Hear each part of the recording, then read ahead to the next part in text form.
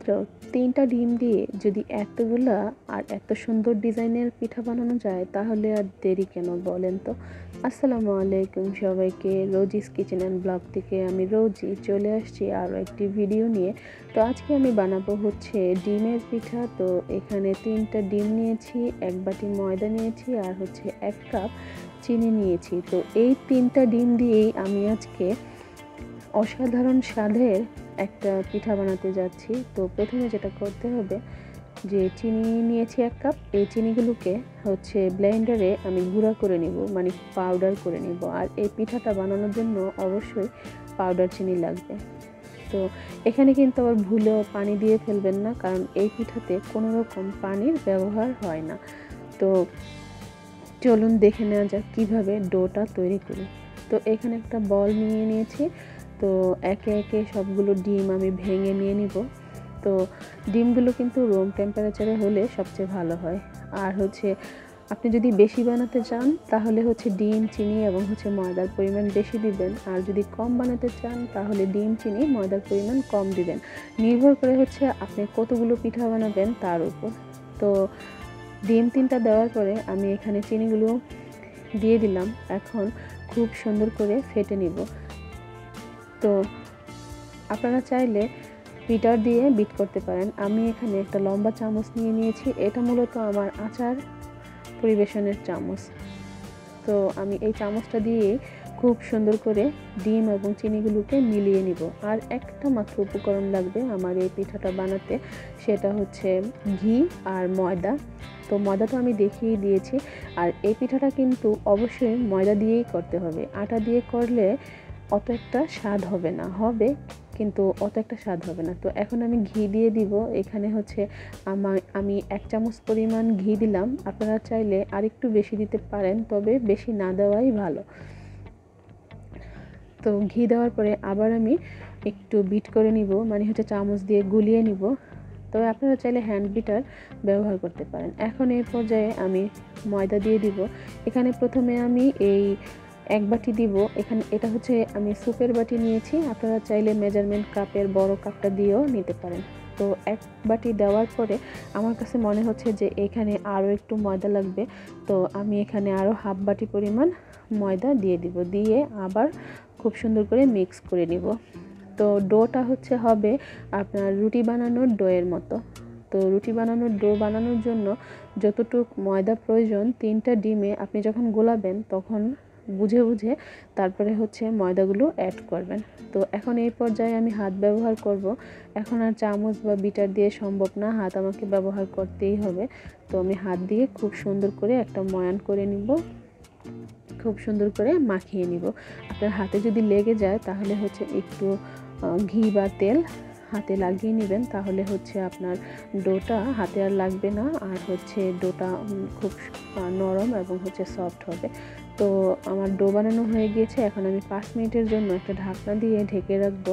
তো আমি এখানে একটা প্লেট দিয়ে দিলাম, আপনারা রুটি বানানোর পিঁড়িটা দিলেও হবে। তো এখন হচ্ছে আমি এটা থেকে ছোট ছোট লেচি কেটে রুটি বানিয়ে নেব। তো রুটি নির্ভর করে আপনি কোন ধরনের ডিজাইন করবেন তার উপরে। যদি বেশি ঘন ডিজাইন করেন তাহলে হচ্ছে মোটা রুটি বানাবেন, আর যদি ছোট ছোট ডিজাইন করেন তাহলে হচ্ছে পাতলা ছোট ছোট রুটি বানালেই হবে। তো আমি হচ্ছে 1-2টা বানিয়ে আপনাদেরকে দেখিয়ে দিচ্ছি। তো অনেক ধরনের ডিজাইন করতে পারবেন আপনি এই 3টা ডিম দিয়ে, অনেক রকমের ডিজাইন করে পিঠা বানিয়ে নিতে পারবেন। আর এই পিঠাটা আপনি অতিথি আপ্যায়নে খুবই ভালো, বিকেলবেলা চায়ের সাথে দিতে পারেন, বা হচ্ছে আপনার বাড়িতে যে কোনো গেস্ট আসলো, কনে দেখতে আসলো বা বর দেখতে আসলো মেয়ের পক্ষ থেকে, তো এদের সামনে যদি এই ধরনের পিঠাগুলো পরিবেশন করেন তাহলে হচ্ছে খুবই একটা আভিজাত্য ভাব আসে। তো দেখেন আমি হচ্ছে চুলের বেনি টাইপের একটা ডিজাইন করব, তাই ছোট রুটিটা বানিয়ে নেওয়ার পরে ঠিক চুলের বেনি আমরা যেভাবে করি ওইভাবে করে নিচ্ছি। এই ডিজাইনটা খুবই পপুলার এই ডিমের পিঠার। তো আমি অনেক ধরনের ডিজাইন করে আপনাদেরকে দেখাবো এবং হচ্ছে ভাজার পরে কেমন হয় সেটাও দেখাবো। তো দেশ ও দেশের বাহিরে যে যেখান থেকে আমার ভিডিওটি দেখছেন যদি ভালো লাগে ভিডিও তাহলে কিন্তু অবশ্যই একটা লাইক, কমেন্ট এবং শেয়ার করে দিবেন। আর কে কোথা থেকে দেখছেন সেটা কিন্তু অবশ্যই কমেন্টের মাধ্যমে জানাবেন।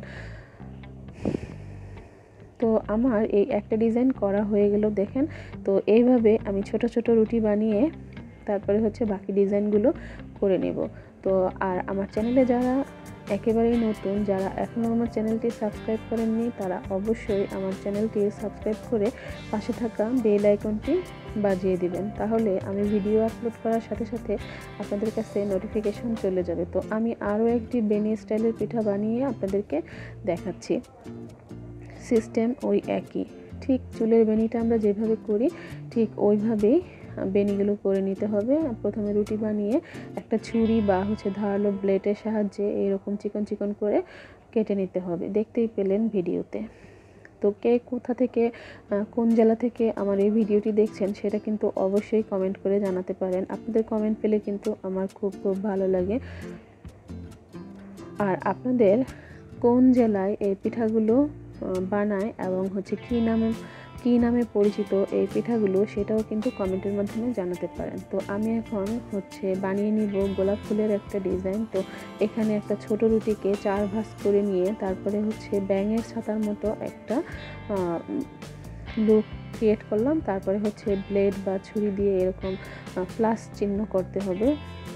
ঠিক প্লাস চিহ্ন আমরা যেভাবে লিখি বা হচ্ছে আঁকি ঠিক সেইভাবে প্লাস করে কেটে নিয়ে তারপরে হচ্ছে ব্লেডের কোনার অংশ দিয়ে ফাঁকা করে নিলেই ঠিক একটা আস্ত গোলাপ ফুল ফুটে যাবে। আপনার হচ্ছে প্রিয়জনকে যদি আপনি এই পিঠাটা ভেজে খেতে দেন, সে যে কী খুশি হবে। সেটা হতে পারে আপনার হাজব্যান্ড, হতে পারে আপনার বয়ফ্রেন্ড, বা হতে পারে প্রিয় কোনো মানুষের বাসায় আপনি এরকম এক ডালা পিঠা যদি নিয়ে যান তাহলে কিন্তু তারা দেখে খুবই খুশি হবে। আর এই পিঠাটা খেতে কিন্তু খুবই খুবই স্বাদ। যারা ডায়াবেটিক্সের পেশেন্ট আছেন তারাও খেতে পারেন। হালকা মিষ্টির একটা পিঠা। এই পিঠাটা কিন্তু অত একটা মিষ্টি হয় না। তো দেখেন একদম একটা ফুটন্ত গোলাপ, আর এটা ভাজার পরে আরও কিন্তু সুন্দর হবে। তো এখন আমি আরও একটা ডিজাইন করব। এই যে আমার হাতে যে ডিজাইনটা দেখলেন, এটার জন্য রুটির চারপাশ থেকে কেটে নিতে হবে এবং হচ্ছে চার কোণা থেকে বটে নিতে হবে। তো দেখেন একটু লক্ষ্য করলেই হচ্ছে ডিজাইনগুলো বুঝতে পারবেন। তো দেখেন আমি ডিম নিয়েছি মাত্র 3টা আর ময়দা নিয়েছি মাত্র হচ্ছে 1.5 কাপ। তো তা দিয়েই কতগুলো পিঠা হয়ে গেল। আর দেখেন এই ডিজাইনটা খুবই সুন্দর একটা ডিজাইন। তো এরকম আরও কয়েকটা করব। তো আমি কিন্তু দেখাতে দেখাতে আপনাদেরকে 3টা ডিজাইন দেখিয়ে ফেললাম। তো আপনারা চাইলে আপনাদের মন মতো একটা ডিজাইন করতে পারেন। এখন আমি এখানে একটা কচুরিপানা বলে না, কচুরিপানার একটা ডিজাইন করলাম। জাস্ট এটা কোনো কাটাকাটি নেই, জাস্ট রুটিটাকে প্রথমে লম্বালম্বি একটা শেপ দিলাম, তারপরে আবার উল্টা সাইড থেকে ঘুরিয়ে নিলাম। এইটাও ভাজলে খুবই খুবই সুন্দর হবে। তো আমি আরেকটা গোলাপ বানিয়ে নিব আপনাদের দেখানোর জন্য। তো দেখেন, তো যাই হোক, আপনাদের কোন জেলায় এই পিঠাগুলো বানায় সেটা বললেন। তো আমাদের মুন্সিগঞ্জ বিক্রমপুরে এই পিঠাগুলো খুবই পপুলার। যখন মানে ছেলে মেয়ে বিয়ে শাদী ঠিক হয়, যখন হচ্ছে নতুন আত্মীয় বাড়ি থেকে লোকজন আসে বাড়িঘর দেখতে, তখন কিন্তু তাদেরকে এই পিঠাগুলো দিয়ে আপ্যায়ন করা হয়। আমরা বিক্রমপুরের যেই থানাটাতে আছি, আমাদের ওই দিকটাতে এই পিঠাগুলো খুবই খুবই পপুলার। কারো বাসায় বেড়াতে গেলেও এই শুকনা পিঠাগুলো নিয়ে যাওয়া হয়। তো দেখেন এই যে কতগুলো ডিজাইন হয়েছে। এখন হচ্ছে আমি আরও একটা ডিজাইন করব। এটা হচ্ছে জাস্ট কচুরিপানার ডিজাইন। এইভাবে আরও কয়েকটা করে নিব, তারপরে হচ্ছে ভাজার প্রসেসিংয়ে চলে যাব। তো মাত্র 3টা ডিমে আমার দেখেন 2 প্লেট পিঠা হয়েছে। এগুলো ভাজার পরে কিন্তু অনেকগুলো হয়ে যাবে, কারণ এটা কিন্তু ফুলবে। আর ভাজার সময় অবশ্যই তেল হচ্ছে ভালো করে গরম করে তারপরে চুলার আঁচ কমিয়ে নেবেন, না হয় দেখা যাবে পিঠাগুলো পুড়ে কালো হয়ে যাবে, ভিতরে সিদ্ধ হবে না। তো এই পিঠাগুলো কিন্তু অনেকটা বিস্কিটের মতো হয়, আর অনেক দিন রেখে আপনি খেতে পারবেন। এখন তো শীত সিজন চলতেছে, তো এখন কিন্তু আপনারা প্রায় 1 মাসের মতো এই পিঠাগুলো রাখতে পারবেন। আর গরমের দিনও প্রায় 15 দিন এমনিতেই ভালো থাকে। আর এই পিঠাগুলো কিন্তু ফ্রিজে রাখতে হয় না, ভাজার সময় একটু আস্তে করে উল্টে দিবেন, তাহলে আর ভেঙে যাবে না। এই পিঠাটা ভাজার পরে পুরোই একটা বিস্কিট মনে হবে, বাইরের যে কুকিজগুলো হয় না ওই রকম স্বাদের। তো আমি একে একে সবগুলো ভেজে নিচ্ছি। তো আমি যখন এই পিঠাগুলো বানাচ্ছিলাম তখন রাত ছিল, আমার রান্নাঘরে আলোর পরিমাণ কম ছিল, তো আমি ফ্ল্যাশ লাইট জ্বালানোর কারণে একটু হচ্ছে বেশি সাদা সাদা মনে হচ্ছে, আসলে কিন্তু অতটা সাদা না। পিঠার ভাজাটা একদম গোল্ডেন কালার হয়ে আসলে তখন নামিয়ে নিব। তো আমার প্রথম 2টা পিঠা ভাজা শেষ হয়ে গেল, একে একে আমি বাকি পিঠাগুলোও ভেজে নিব। তো তেল ঝরিয়ে নিব, এখানে ঝাঁঝরি চামচ ব্যবহার করলে সবচেয়ে ভালো হয়।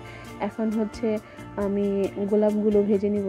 তো একসাথে হচ্ছে অনেকগুলো গোলাপ দিয়ে দিব। প্রথমে একটা ভেজে নিচ্ছি, তো আমার কাছে মনে হচ্ছে যে এখানে আরও কয়েকটা একসাথে দিয়ে দিলে ভালো হয়। তো আমি হচ্ছে এখন একসাথে 3টা দিলাম। একসাথে আপনি যদি কড়াই বড় নেন আর তেলের পরিমাণ যদি বেশি নেন তাহলে অনেকগুলো একসাথে ভাজা যায়। তো আমার কড়াইটা একটু ছোট নিয়েছি। তো যাই হোক, এখন আমি ঝাঁঝরা চামচ নিয়ে নিয়েছি, আর দেখেন ভাজার পরে গোলাপগুলো একেবারে ফুটে উঠেছে। এরকম গোল্ডেন গোল্ডেন গোলাপ যদি কারো বাসায় নিয়ে যাওয়া যায় বা কারো সামনে চায়ের সাথে দেওয়া হয় তাহলে কিন্তু অনেক ভালো লাগে, মনটাই ভরে যাবে। কারো যদি মন খারাপ থাকে তাহলে কিন্তু এই পিঠাগুলো বানিয়ে দিতে পারেন, মনটা একদম ভালো হয়ে যাবে। তো একে একে বাকি সবগুলো পিঠা বানিয়ে নিচ্ছি। খুবই সহজ, খুবই সহজ। আজকে কিন্তু অনেকগুলো টিপস দিয়েছি এই পিঠা বানানোর, যারা ভিডিও দেখেন তারা হচ্ছে বুঝতে পারবেন। আর আপনাদের কাছে আমার একটা রিকোয়েস্ট থাকবে যে আমার ভিডিওগুলো অবশ্যই পুরোটা দেখবেন, পুরোটা দেখে একটা গঠনমূলক কমেন্ট করবেন, তাহলেই হবে। অনেকে আছেন কি ভিডিও টেনে টেনে দেখেন, ভিডিও টেনে টেনে দেখলে হয় কি আমার চ্যানেলটার ক্ষতি হয়। তো এই কাজটা কখনোই করবেন না। আর ভিডিওর কোনো একটা অংশ যদি ভালো লাগে তাহলে কিন্তু অবশ্যই একটা লাইক, কমেন্ট এবং শেয়ার করে দিবেন। তো আমি বারবার বলি, আপনাদের কমেন্ট পেলে আমার অনেক অনেক ভালো লাগে ভিডিও বানাতে। তো একে একে আমার প্রায় অনেকগুলো পিঠাই ভাজা হয়ে গিয়েছে, আর এই পিঠাগুলো ভাজতে একটু সময় নিতে হয়। চাইলেই চুলার আগুন বাড়িয়ে দেওয়া যায় না, কারণ কি আপনি যদি চুলার আগুন বাড়িয়ে দেন তাহলে হবে কি আপনার পিঠাগুলো পুড়ে যাবে, ভিতর থেকে সিদ্ধ হবে না। তো এখন যে বেনি পিঠাগুলো বানিয়েছিলাম সেগুলো ভেজে নিব। এই পিঠাটা ভাজার জন্য একটু হচ্ছে স্পেস বেশি লাগে, কারণ এই পিঠাটা সাইজ একটু বড় হয়, তাই হচ্ছে এই পিঠাটা অনেকগুলা একসাথে ভাজা যায় না, এগুলো একটা একটা করেই ভাজতে হয়। তো আমিও একটা একটা করেই ভেজে নিচ্ছি। আর অলরেডি এটার একটা শর্ট ভিডিও আমি আপনাদেরকে দিয়েছি, আপনারা নিশ্চয়ই দেখেছেন। তো উল্টে পাল্টে নিলাম, গোল্ডেন কালার হয়ে গিয়েছে, এখন আমি উঠিয়ে নিলাম। তো ভিডিওতে ভয়েস দিতে আসলে হচ্ছে অনেক সমস্যা হয়, দেখা যায় যে আশপাশের অনেক নয়েজ চলে আসে, যেটা আসলে খুবই খারাপ লাগে। আর হচ্ছে ঢাকা শহরে নয়েজ দেওয়া খুবই খুবই কষ্টের, সেটা আমি আমার প্রত্যেকটা ভিডিওতে বলি। আর হচ্ছে ভিডিও এডিট করাও ঝামেলা। তো রান্নার সময় সাথে সাথে ভয়েস দিলে সেই ভয়েসটা যদি রাখা যায় তাহলে হচ্ছে সবচেয়ে ভালো হয়, কিন্তু আশপাশ থেকে এত শব্দ আসে যে আর মানে ওই ভয়েসটা রাখা যায় না, যেই কারণে পরে আবার ভয়েস দিতে হয়। তো সময় করে ভয়েস ওভার দিতে গেলে দেখা যায় যে মানে অনেক ঝামেলা। তো যাই হোক, যদি মানে ভয়েস ওভারে কোনো সমস্যা হয়ে থাকে বা হচ্ছে বাইরের নয়েজ পেয়ে থাকেন, সেই জন্য আমি হচ্ছে ক্ষমা প্রার্থী।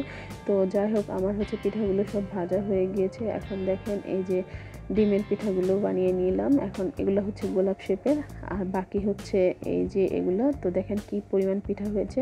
তো এই পিঠাগুলো ঠান্ডা হলে, সম্পূর্ণ ঠান্ডা হলে হচ্ছে আমি এয়ারটাইট বক্সে রেখে দিব। এয়ারটাইট বক্সে রেখে এই পিঠাগুলোকে আপনি অনেক দিন সংরক্ষণ করে খেতে পারবেন। এখন তো ঠান্ডার সিজন, আগেই বলেছি যে প্রায় 1 মাস পর্যন্ত রাখতে পারবেন। আর হচ্ছে নর্মাল গরমের দিনে আপনারা হচ্ছে 15 দিন পর্যন্ত অনায়াসে রেখে তারপরে চায়ের সাথে বা এমনিতেও খেতে পারবেন। তো যাওয়ার আগে, ভিডিও শেষ করার আগে আপনাদের কাছে আবারও রিকোয়েস্ট থাকবে যে আমার ভিডিওর কোনো একটা অংশ যদি ভালো লেগে থাকে তাহলে হচ্ছে অবশ্যই একটা লাইক, একটা কমেন্ট এবং একটা শেয়ার করে দিবেন।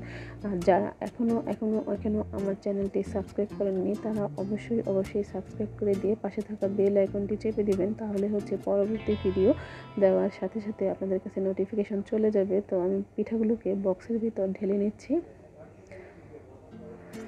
ঢেলে নিয়ে তারপরে হচ্ছে এটাকে আমি ঢাকনা দিয়ে মুড়িয়ে নিব। তো আজকের ভিডিও আমি এখানেই শেষ করে দিব। তো সবার কাছ থেকে বিদায় নিয়ে নিচ্ছি, সবাই ভালো থাকবেন। আসসালামু আলাইকুম।